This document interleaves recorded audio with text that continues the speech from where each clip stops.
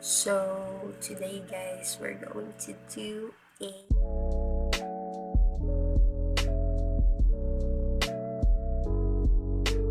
been doing this artwork for a long time. It's been 1 month. I think nag-start ako ng March 13, 17, something like that. So, tutuloy ko lang. Nagpa-practice ako ng Photoshop and Adobe Illustrator for my thesis. And yun, nag-enjoy ako. So, gumawa ako ng mga various artwork. So, ipe-present ko lang dito sa gilid. Okay.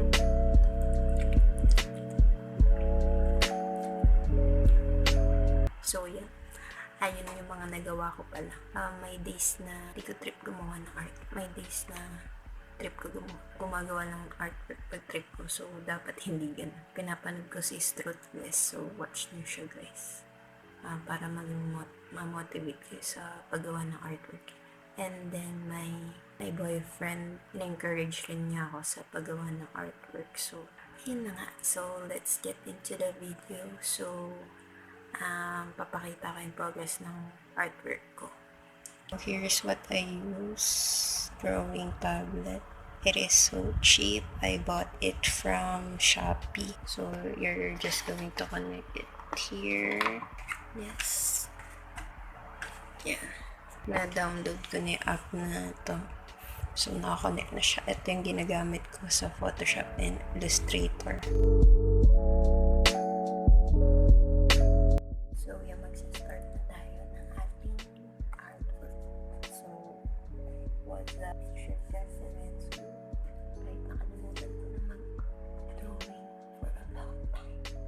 It's been years.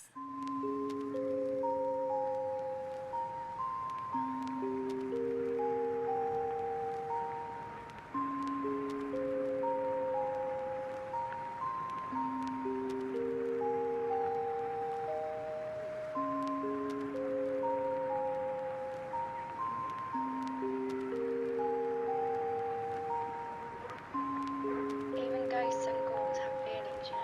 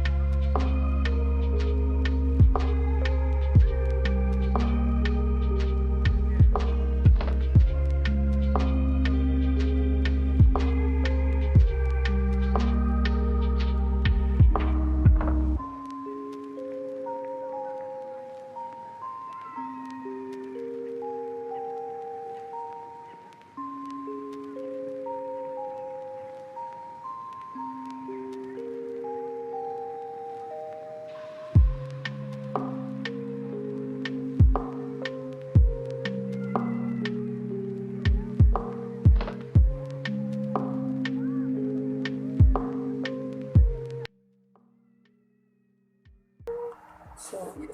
Magsistart na tayo.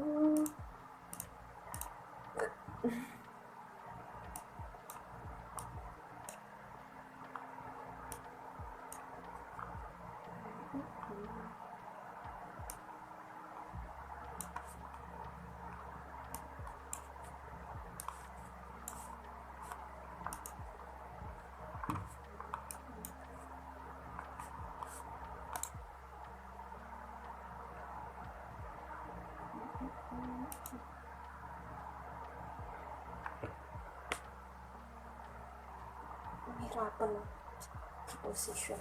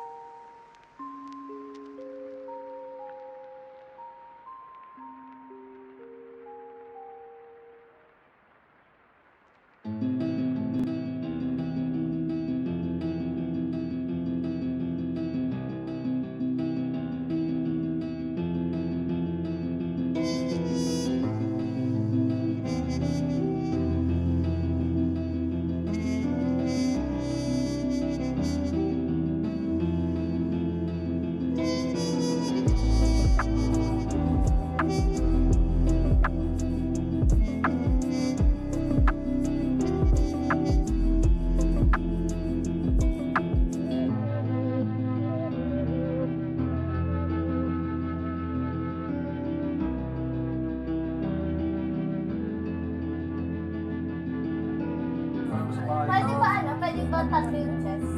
Tatlo. May Pwede ba tatlo yung chess? Or... Parang so...